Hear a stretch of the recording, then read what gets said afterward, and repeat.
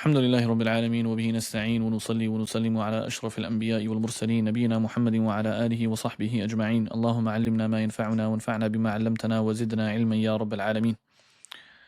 Now, so moving on, now inshallah today we're going to be going through a little bit more regarding Uṣūl al-Shāshī, specifically how does one maximize the study of Uṣūl al-Shāshī, and then inshallah ta'ala from the next week we'll be beginning the actual work.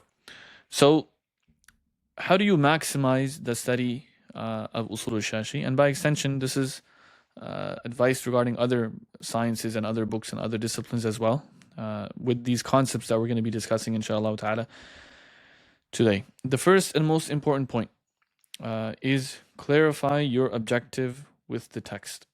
This is very, very important. Clarity is necessary before you study a work and text. When we say clarity, what do we mean by that? There are different students that are studying the same text for different reasons and different purposes. For example, you might be going through a certain text, a certain work, just for the sake of revising that ilm, that discipline. Your approach to how you study it will be very different. That's one side. You might be going through a certain text or a certain work, and your actual intention through that is that you gain a strong foundation and a strong ta'sil in that ilm through that work. Now your approach is very different. And therefore the way you're going to approach the work will be different. There might be someone going through a text and their actual gharad in that text is actually just to find the differences. For example, the examples that are very specifically mentioned in that text, or maybe just to look for the mumayyazat, the exclusive features of that text in comparison to other works. So now that mentality is very different. So the way you are studying the text, or your objective and your goal through that text, is really important that you clarify for yourself that goal before you actually start the text, because that will determine what you should be researching on the side, how your mutala should be taking place of that work, what you should be focusing on while you're studying the work, and so on and so forth. This is really important. Remember when we were studying Sahih al-Bukhari with Shaykh Safwan Dawoodi, he mentioned something really important to the students. He said that this work, which is Sahih al-Bukhari, should be studied a number of times by every single student, not just once. But you should study it from a different perspective every time you study it. One time you should study it, for example, and the first time you study it actually should be for the purpose of dabt and making sure that you attain riwayah in the book properly, the way it's meant to be attained, focusing on dabt and making sure that the shaykh you're taking it from, you read the entire work upon that shaykh, every single hadith, only focusing on gharib al-fadh and the dabt of the hadith, and the different riwayat and different nusakh, for example, that are there, not focusing on a long complicated sharh and so on and so forth. But let's say you finish studying Bukhari like that upon a teacher.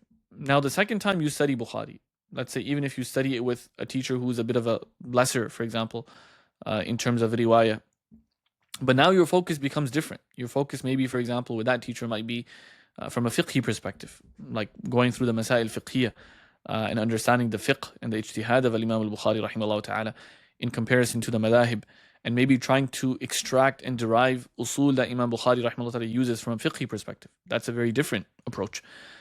And what you would be focusing on that approach is very different compared to the first approach. Maybe then afterwards you study Bukhari from a nahwi perspective. Your only goal is to look for fawaid nahwiyya.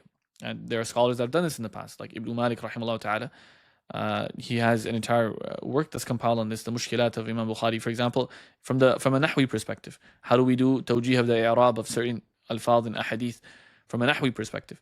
And the whole goal in that recital was not really looking at it from a fiqhi perspective and going to the madahib of the fuqaha and their istidlalat and so on and so forth, but looking at it solely from a grammatical perspective, purely grammatical perspective, doing i'rab just like you would do i'rab of the Quran, doing i'rab of the ahadith, and specifically in those instances where the i'rab is not clear, or it might be, for example,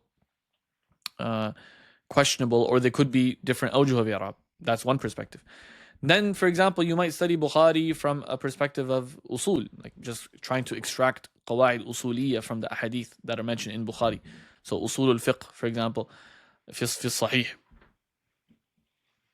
This is a very different perspective compared to the first few perspectives. Now, when you study the book, you need to clarify what your objective is, what your actual goal through the work is. Maybe you're studying Bukhari as a method of trying to apply the ulum al-mustalah. Like, let's try and apply ilm al-mustalah as much as we can in the Sahih of Imam al-Bukhari rahimahullah ta'ala, using the ahadith he brought. Obviously, when you're studying it this way, then you wouldn't be able to only rely on the ahadith he brought or the turuq he brought. You would actually have to go beyond and compare it with other turuq and look at more of the sanad-based discussions that are found in the shuruh of al-Bukhari, as opposed to the fiqhi discussions and so on and so forth. So when you're studying the book, you got to clarify what exactly you're trying to achieve from that book, and based on that, you approach that work. So this is number one. The most essential thing is for you yourself, your level. What exactly are you trying to achieve by studying this work? Let's say, for example, now we'll mention a few different students. Let's say there's one student, for example, he's already completed Darul Ulum, he's already completed the study of Uṣūl al-Shāshī and even Nur al-Anwar, but he feels like he didn't study it properly. And so he feels like he wants to restudy the entire work and make sure that they study it properly with a focused study. That student, just by virtue of the fact that he's already completed, for example, the entire Darul Ulum, his ability while he's studying the work is obviously going to be more than the student that is his first time like studying this work. He hasn't studied this work previously. He's not exposed to other works in Uṣūl al-Fiqh. He's not exposed to fiqhi discussions. He's not exposed to the shuruh of ahadith and so on and so forth. If you compare the two, the approach of the first student is going to be very different, and the shuruh that the first student should be resorting to and the understanding and the approach of the first student should be far different compared to the second. The second student, if I was to advise the second student what he should be focusing on, it would be different compared to the first student. So let's just take these two examples, since we know that there are students that are attending from these two categories specifically with us. For those students that have studied Uṣūl al-Fiqh beforehand, and you want to revise this ilm, for you, you want to use your advantages or what you're good at. And what I mean by that is that because you've already completed, for example, maybe Darul Ulum already, or you've already completed a number of works, for example, you are accustomed to being able to go through these shuruh, inshaAllah ta'ala. For the average student, we would say you are accustomed. If you are a very weak student in Darul Ulum, then maybe the advice would be different. But for the average student, you are accustomed to being able to go through the shuruhat and read the shuruhat and understand the shuruhat to a degree. Maybe not perfect, but to a degree.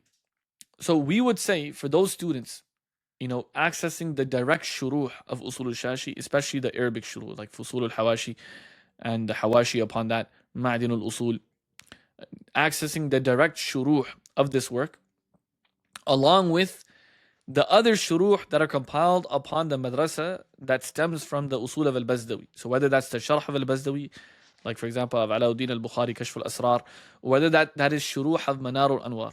So you can access different shuruh of Manar al-Anwar, Fath al-Ghaffar of Ibn Jujaym. Likewise, for example, there's a number of shuruh of Manar al-Anwar. The author himself, he has a sharh on it, and Ibn al-Malik, he has a sharh on it, and other scholars that have shuruh of Manar al-Anwar. You can access some of these shuruh as well. You can also look at Mullah Ali Qari's Sharh al-Mukhtasar al-Manar. That's also a very good sharh. But because you have the ability now to go beyond, and you've already developed the skill set to be able to go beyond the actual text, I would suggest for those students, make sure you have in your mutala those other books and those other works as well. Every single example, for example, that you're going to come across in Uṣūl al-Shāshī, you shouldn't only be resorting to the shuruh of Uṣūl al-Shāshī. Also try and find those examples elsewhere. See what scholars have said regarding those examples elsewhere. See more detailed discussions regarding those examples. Beyond what we're going to do in class. Inshallah, in class, we're going to go through a degree of this. Like, even beyond that. When ahadith are referenced, there's a lot of ahadith that he's going to reference in Uṣūl al-Shāshī. Because you've already done dawrah, so you should have the ability to actually do takhrij of the hadith and actually go and look into from just a purely hadithi perspective. Right? At that point, that becomes an entire discussion that has nothing to do with Uṣūl al-Shāshī. It has to do with the books of Mustalah. But because you've developed that skill already, that shouldn't be too complicated and difficult for you. So I would say go ahead and follow through with that. Try and find that discussion as well, in those discussions as well, while you're studying Uṣūl al-Shāshī, for those students specifically. Type. The other category, which is, let's say it's your first time studying this work, would I suggest to go through all of this? The answer is no. Why? Because what you need to be focused on more for yourself is creating a ta'sil and being able to make sure that you're able to follow along exactly with what we're doing in class.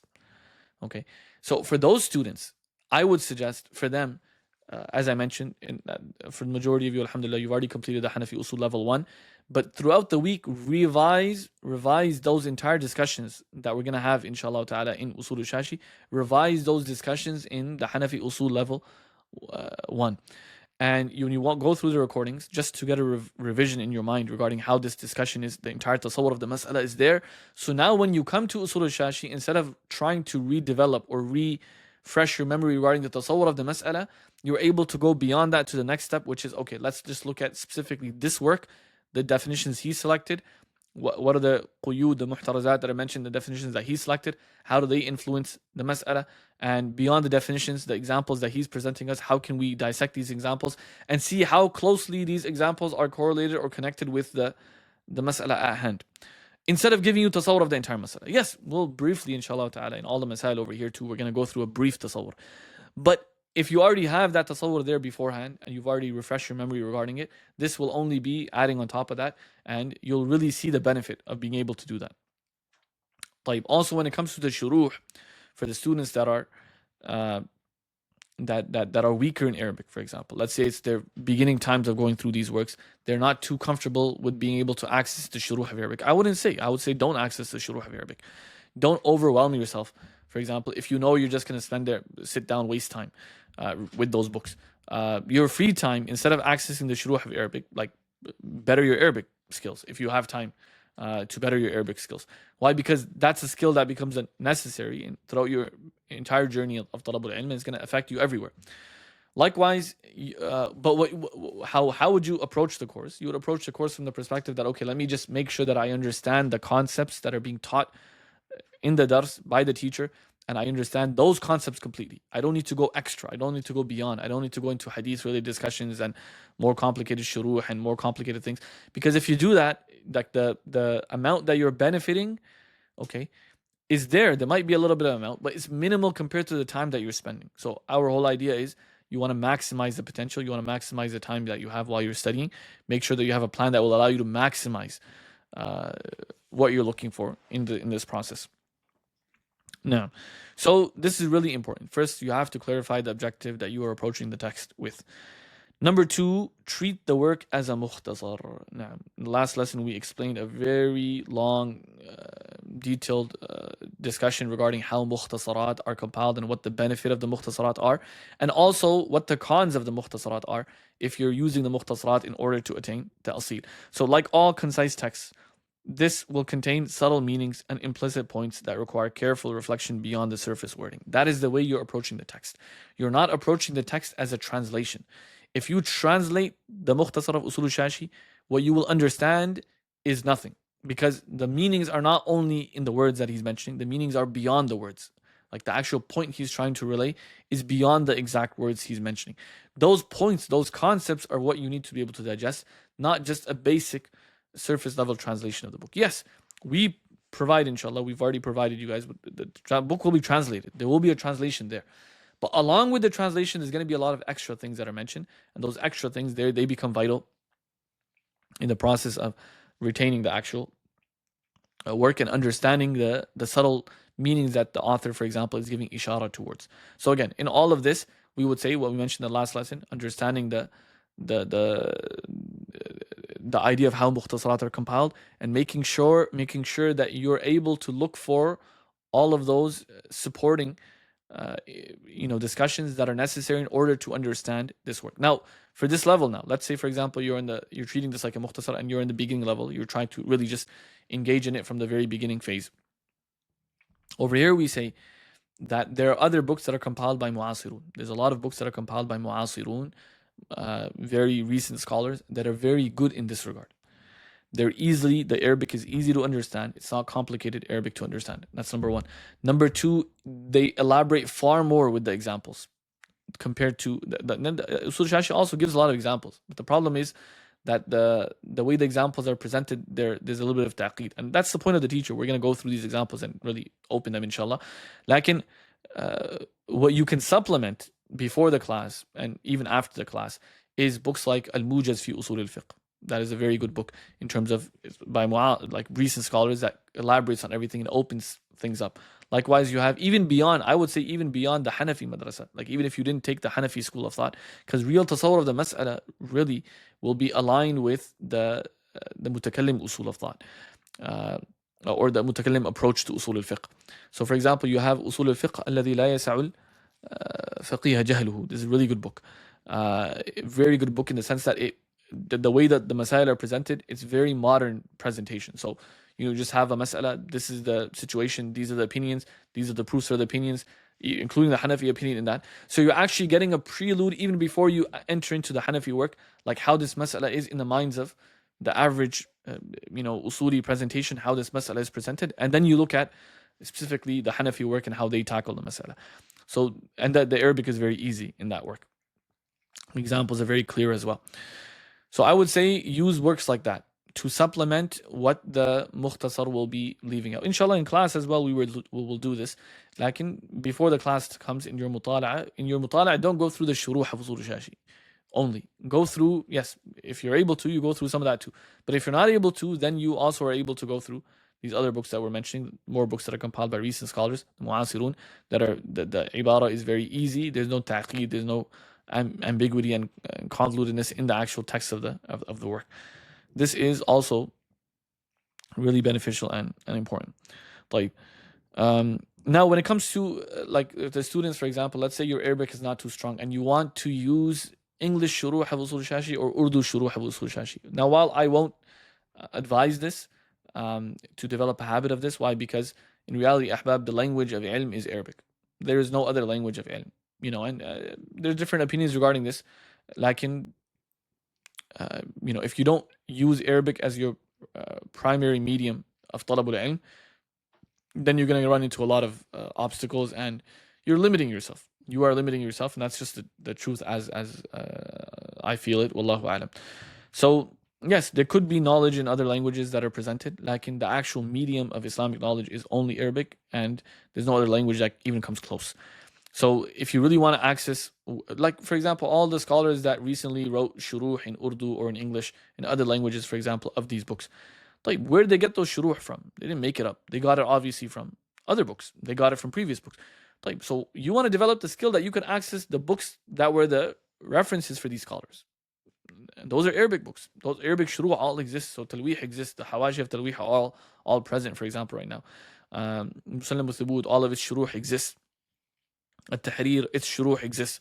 Likewise, Kashf al-Asrar, all these shuruh that exist, they already exist. They all exist in Arabic. It's all there. A person can access them. And these are the references that are being used by the scholars that are compiling works in Urdu or English.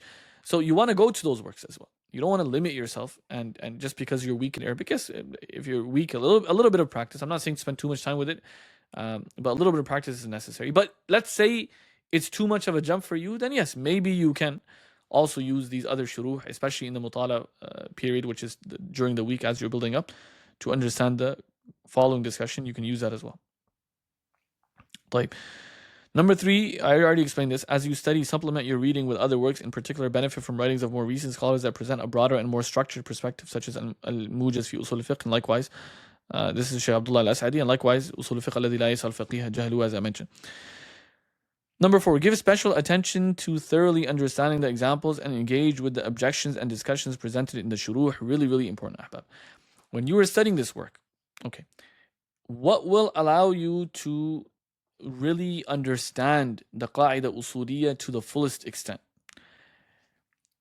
2 layers. Number 1 is the initial example.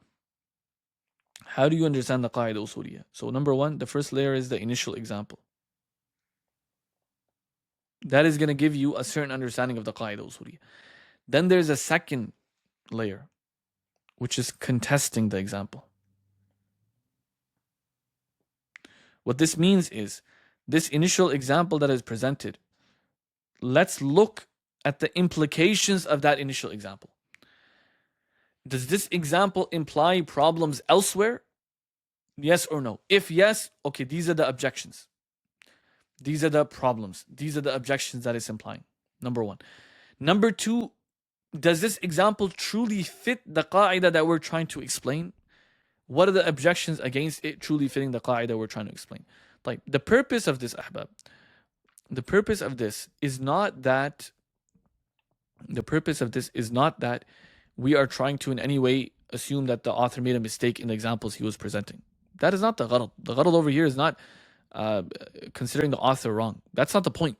The point is you expanding your horizons, understanding that there's different angles that you can look at this qaida from, and because of those different angles, you can possibly question the way the author presented the example, which would allow you to then arrive at a certain more thorough understanding regarding that qaida usuliyah. That is the gharad. The gharad is your own nash'a ilmiya. The gharad is not naqad of an author. Okay, there are hundreds of responses that can be given on behalf of the author. So that's the beauty of the contesting the examples, is that one person will make an objection, and then someone else will come and respond to that objection, and so on and so forth.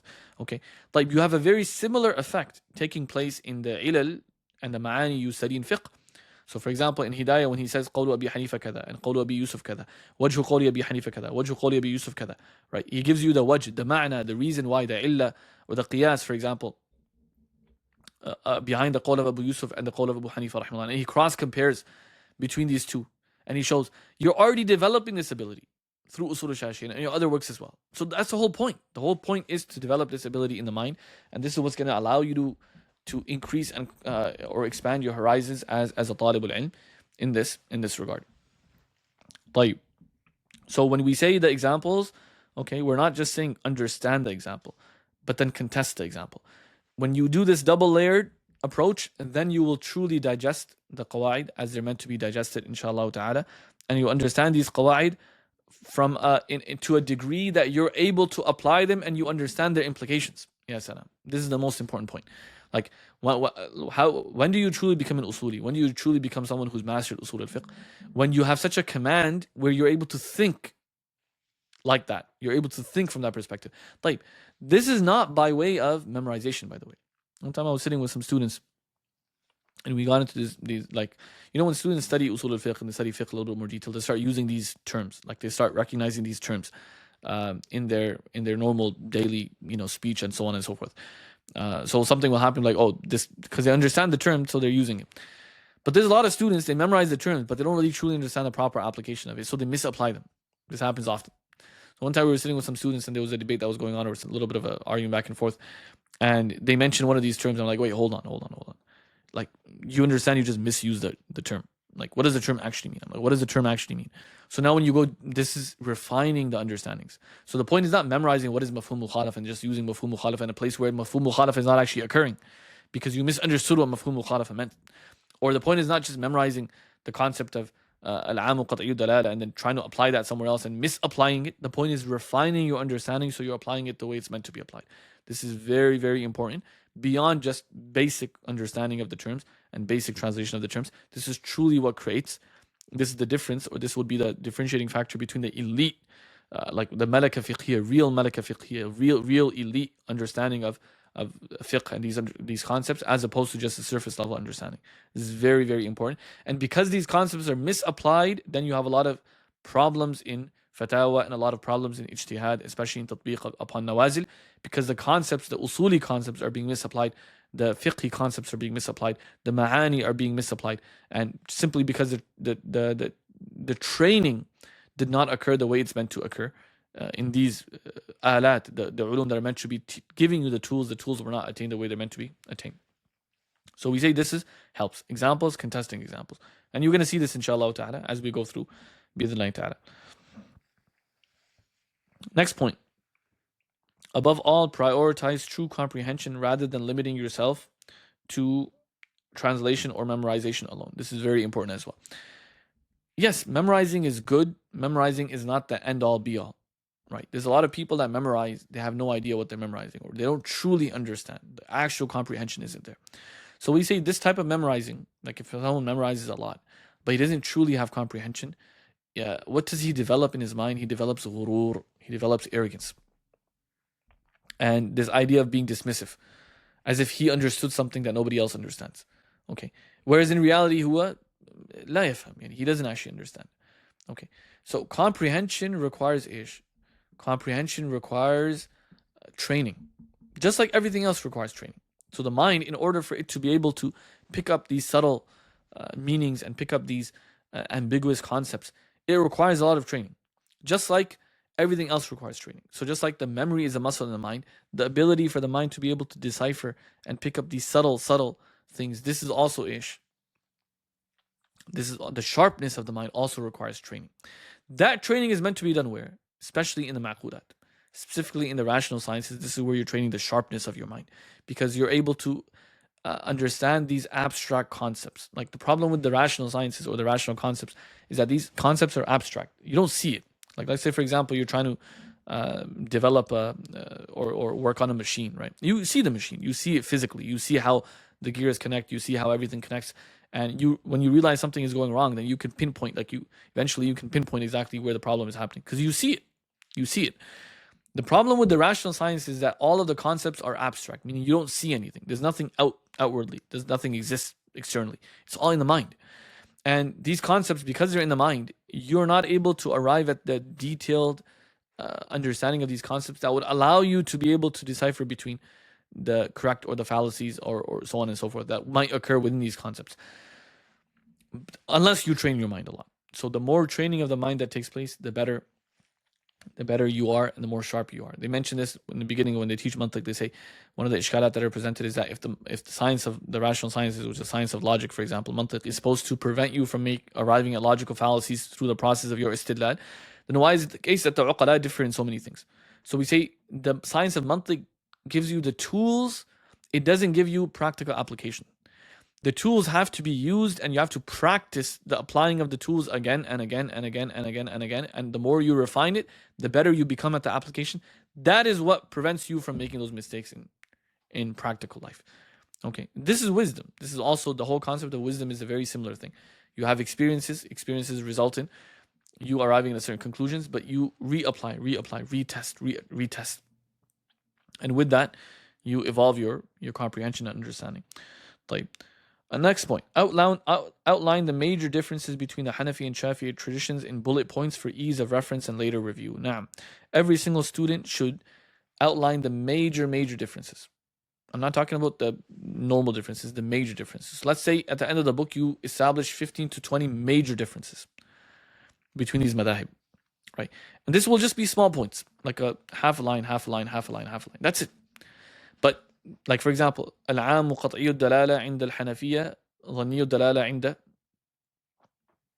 العام قطعي الدلالة عند الحنفية ظني الدلالة عند, for example, al-Shāfi'iyya. Okay, that's it. Okay, that's a major point, for example. And like this, you compile الأمر لا يقتضي التكرار ولا يحتمله عند الحنفية, for example. You're writing down these points one by one. And the concepts you already understand. So now when you reference these points later on, you have in your mind, the benefit of this, ahbab, what's the benefit?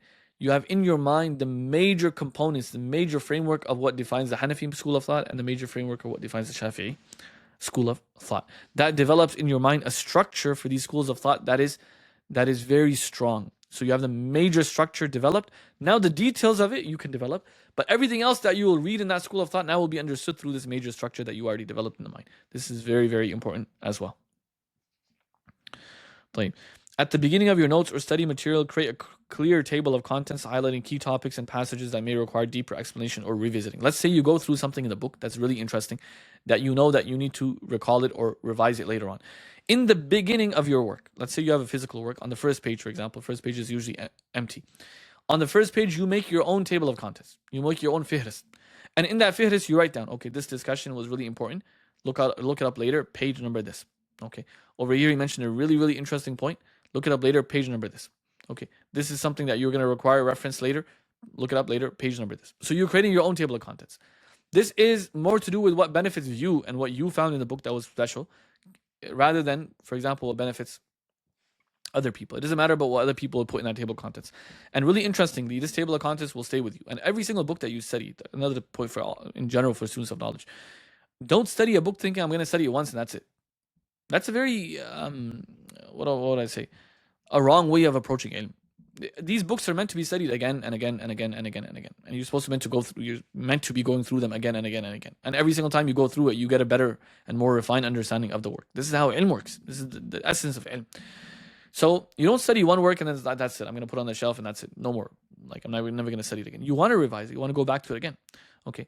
Muraja'atul ilm is equally as important as the initial tahsil of the ilm. Like initially when you attain the ilm, that is good. Alhamdulillah. The muraja'a, the revising, revisiting what you already attained in the past is equally as important as the initial. In fact, it's more important than the initial attainment. If you really want to protect your ilm and attain rusukh in the ilm. So the revision has to happen. The revision doesn't happen only on that day. Like taqrar, you're only going to do it on that day, for example. No, that's good. But afterwards, after 1 month, you got to go back and revise again. After 2 months, you got to go back. After 1 year, go back and revise again. After 2 years, go back and revise again. There should be no ilm that you're not continuously revising again and again. Otherwise, you will forget that ilm. كأنك لم تدرسه أصلا. Okay, if you want to attain rusukh, muraja'. This is where the difference between the mashayikh that have rusukh in their ilm versus the ones that don't. It is purely just muraja'a. مراجعة. Okay. بالمراجعة يعني يتقرر العلم. نعم. طيب. Next point. Approach the study of this science with strong determination and discipline, striving for genuine understanding rather than surface level familiarity. This is another very important point, and this is a psychological aspect. In your mind, you need to not approach this ilm, and this is the benefit of not having this as an institution. Like there's no assessment, so you're not under stress. Okay, when students are studying in institutions, whether it's a Dar al-Ulum or whether it's a university, you are under stress. Why? Because you feel like you are being assessed, and you are being assessed. So there's marks involved. You're being assessed, so you're under a degree of stress. And when you're under that degree of stress, you're trying to study ilm for the sake of the assessment as opposed to the sake of knowing. And this is the biggest mistake a student can make, because you're wasting your time. Ilm is not meant to be studied for the sake of assessments and passing exams and passing tests. The ilm you study for the sake of passing exams only remains with you as long as you have to give that exam. The moment the exam's finished, the ilm's gone. Because in Aslan, when you initially entered it into your mind, you told yourself, this is a stressful thing that I got to know right now just to get away with something, and then that's it. I don't need to know it ever again. Okay, this psychological effect will harm you because you're gonna end up graduating from Dar al-Ulum or finishing whatever you studied, or institution or university or whatever it may be, and eventually you're gonna be like, I forgot everything. Well, of course you're gonna forget everything because you only studied it for the sake of the assessment, the test, the exam, the marks, and so on and so forth. That's all you cared about. You didn't study ilm for the sake of ilm. The mindset right now needs to be, I am studying this discipline to know the ilm, not for the sake of assessment. That's why we have no assessments. There is 0 assessments. Okay, that's why there's also, not only is there 0 assessments, there is no accrediting. Like we don't accredit students saying that, okay, this person, we're going to give you certificates. There's no certificates at the end of the course. The reason why there's no certificates is because that's actually, it's so interesting. The certification is meant to actually suggest that you actually completed certification is meant to suggest that you completed a program and you attain knowledge. In reality, the process it develops, the psychological effect certification has, is that it actually is serving the opposite, which is that you did complete it, but you're probably not going to remember it afterwards because you were so focused and fixated on getting the certificate. And after you get the certificate, it's like nasiyan mansiya. So the psychological effect is detrimental. Okay, so I don't believe certification has a good psychological effect. It actually has a negative psychological effect. Yes, in the beginning of your talab al-ilm, this motivation, like certification, the benefit of it is it's motivating. So it gets people into the door, right? If I say, okay, there's going to be ijaza, that's going to get people into the door, okay? But the problem is it serves only that. It doesn't do anything else. Everything else is backwards. It actually gives you the negative effect, which is that it makes you only study for the sake of the certification and not for the sake of actual ilm. And, eventually you will realize when you graduate, you'll realize what actually gives you worth amongst ulama and talabatul ilm. And even if you should never be studying for this purpose, but if you were studying for it, it's not the certificate, it's the ilm. Students go to scholars that know, they don't go to people that have certificates. They don't care. Let's say you come up with, I have 100 certificates with you. 100 degrees, mashallah, a lot of degrees, studied from here, studied from there, studied from there. But when the student asks you a question, you have no idea what the answer is. That student's not coming to you again. Does that make sense? Because they're not looking for certification. They're looking for the ilm. And if they don't realize that you don't have the ilm, on the other hand, you have someone who doesn't have all these certificates, but he has ilm, he has genuine ilm. The students are going to line up in front of him looking for that ilm because they know that their bughya is mawjood. Their bughya is with that individual. Does that make sense? So certification it has pros, which is motivating in the beginning. It gets people into the gates.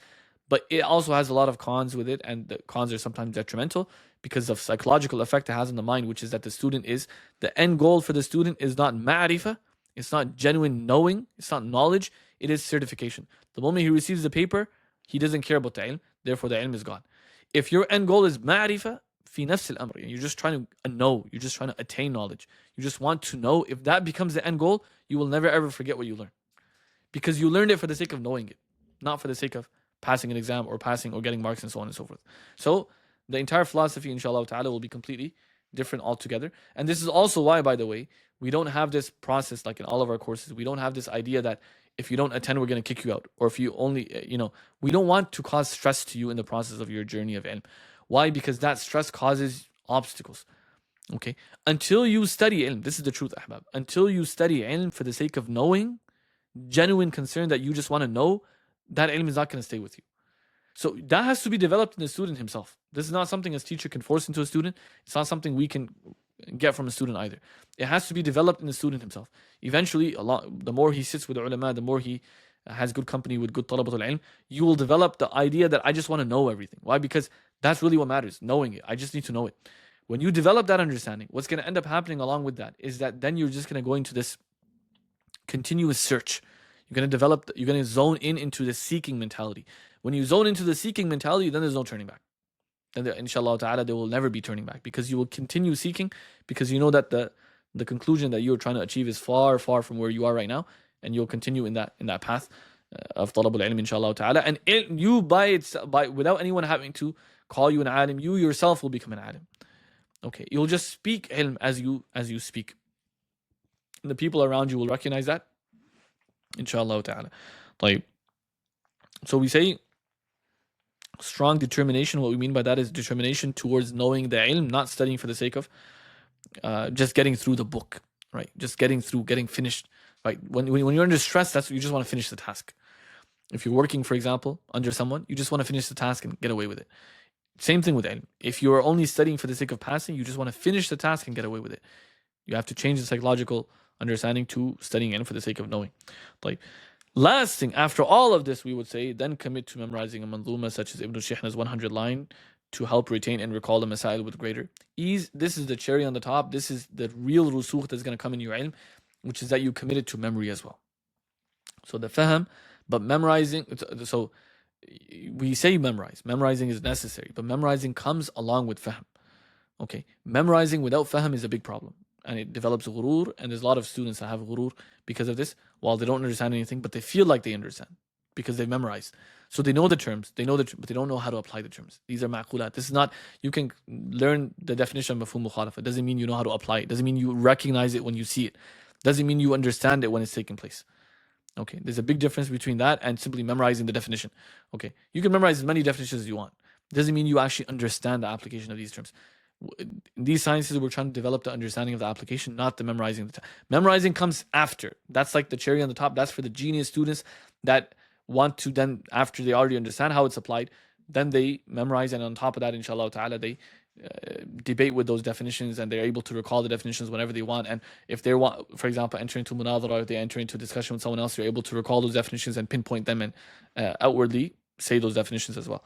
Like, if you, inshallah ta'ala, follow these steps, bi'idhnillahi ta'ala, all of the things that we mentioned over here, then inshallah ta'ala, you'll find that this course, and in general, you can apply this to even beyond Uṣūl al-Shāshī, but specifically Uṣūl al-Shāshī, it will be a beautiful study, inshallah ta'ala, and you will experience Uṣūl on a different level, inshallah ta'ala. We pray that Allah subhanahu wa ta'ala makes the journey easy for everyone, and we hope that Allah subhanahu wa ta'ala grants us fruition in this, and grants us barakah. Walhamdulillahi Rabbil Alameen. We'll continue with the actual text, inshallah ta'ala, in the next lesson. Walhamdulillahi Rabbil Alameen.